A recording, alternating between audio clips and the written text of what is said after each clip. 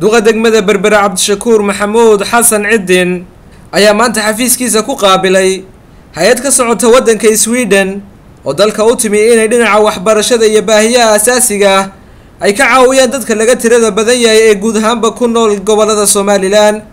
waxaana mas'uuliyiinta hay'adani horkacayay la taliyaha madaxweynaha Soomaaliland u qaabilsan dadka la haybsooco Barkhad Jaamac Xirse la taliyaha madaxweynaha Jamhuuriyadda Soomaaliland u qaabilsan arrimaha dadka la haybsooco Barkhad Jaamac Xirse iyo mas'uul sare oo ka socday hay'adaasi oo iyagu kulankaasi ka hadlay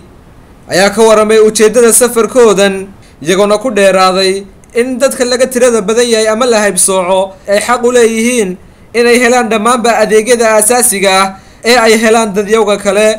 waxaana ay sheegeen in ahmiyad gaar ah la siiyo dhinacyada waxbarashada iyo shaqo abuurista si ay uga dhex muuqdaan bulshada inteeda kale waxayna gundo socodka safarkoodu yahay inay si gaar ah u indheeyaan xaaladda guud ee dalka gaar ahaan waxay jecel yihiin inay mashaariic horumarineed oo dhanka waxbarashada caafimaadka iyo isdhexgalka bulshada ka fuliyaan deegaanada ay degan yihiin dadka laga tirada badan yahay ee Soomaaliland. And we are happy to be here, and we hope that we will find partners here that work with minority groups, and we think that the Barkhad Association is good for us. And we come from a Swedish NGO called PDF, and we work with minorities in different countries. duqa degmada Berbera Cabdishakuur Maxamuud Xasan Ciidin oo isagu gabagabadii kulankaasi ka hadlay ayaa si weyn u soo dhaweeyay hay'adani isagoo ku hambalyeeyay sida ay u dhiirigelinayso dadyowga laga tirada badan yahay ku nool guud ahaanba Soomaaliland. aad ugu faraxsanahay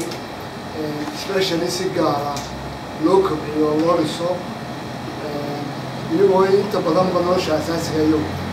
ay gacanta ku haystaan haddana in loo sameeyo horumar oo ay noloshooda sare loogu kiciyo aad baan ugu faraxsanahay waxaan leenahay kusoo dhawaada in kastoo wax u qabanaysa beelaha laga tirada badan yahay ee degmada degan. Khalid Xasan Nuur telefishinka madaxa bannaan ee Bulsha TV magaalada Berbera.